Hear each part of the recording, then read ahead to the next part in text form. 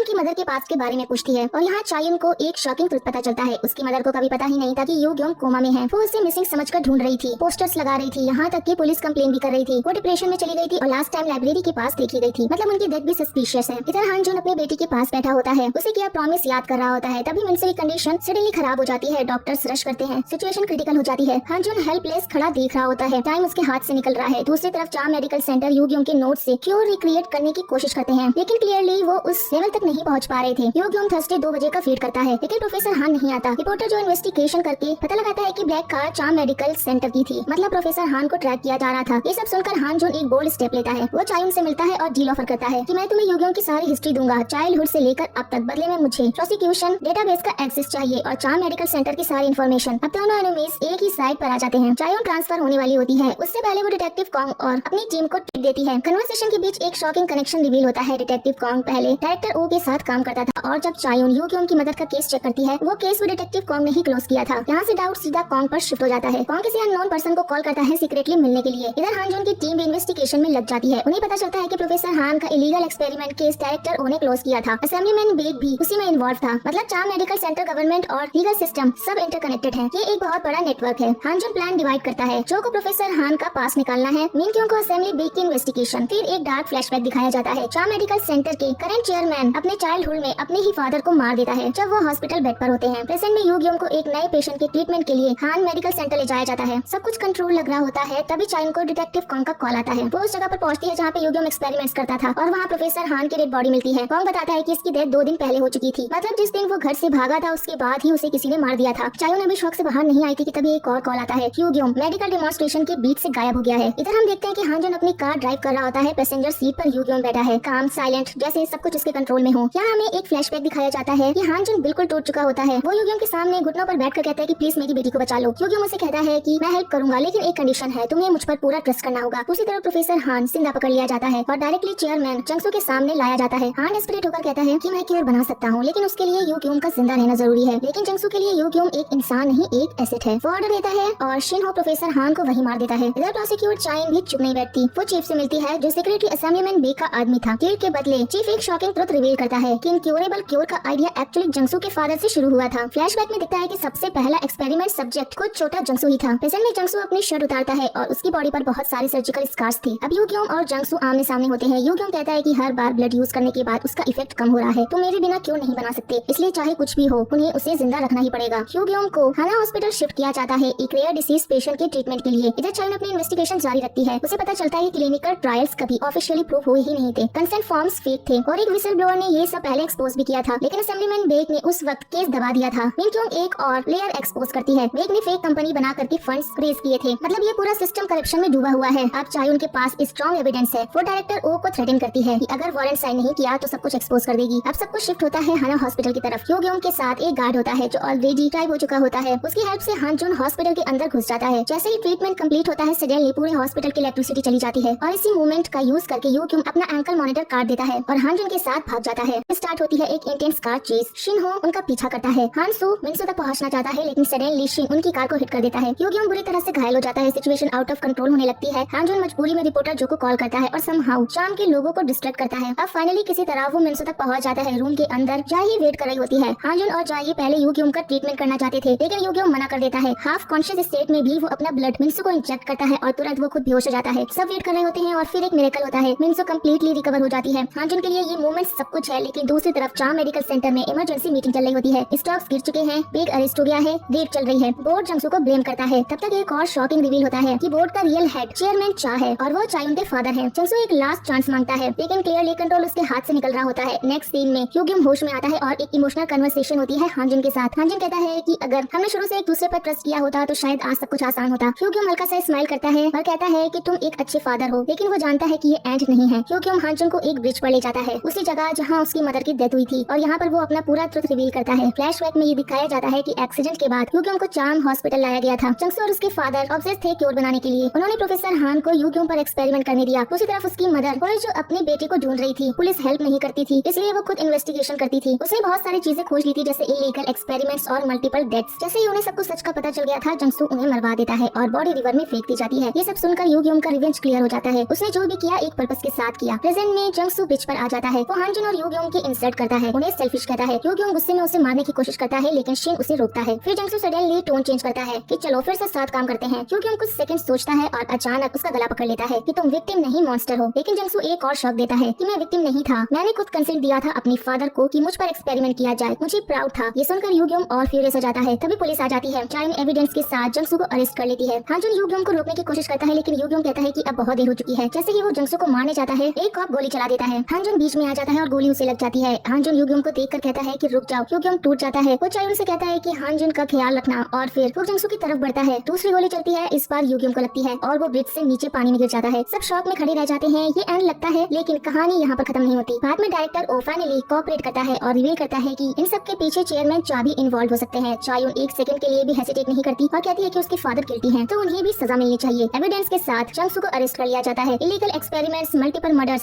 सब कुछ एक्सपोज हो जाता है। जस्टिस फाइनली मिलता है। चायुन यूग्योंग की कबर पर जाती है। दुनिया के लिए वो मर चुका है, लेकिन एक लास्ट ट्विस्ट बाकी है। हांजुन को यूग्योंग का कोर सैंपल मिलता है। वो उसे डिस्ट्रॉय करने ही वाला होता है कि तभी उसे एक कॉल आता है। सामने से एक आवाज आती है। हांजुन हल्का सा स्माइल करता है और इसी के साथ ये सीरीज यहीं पर एंड हो जाती है। सो गाइस, आपको ये वीडियो कैसा लगा हमें कमेंट करके जरूर बताइएगा।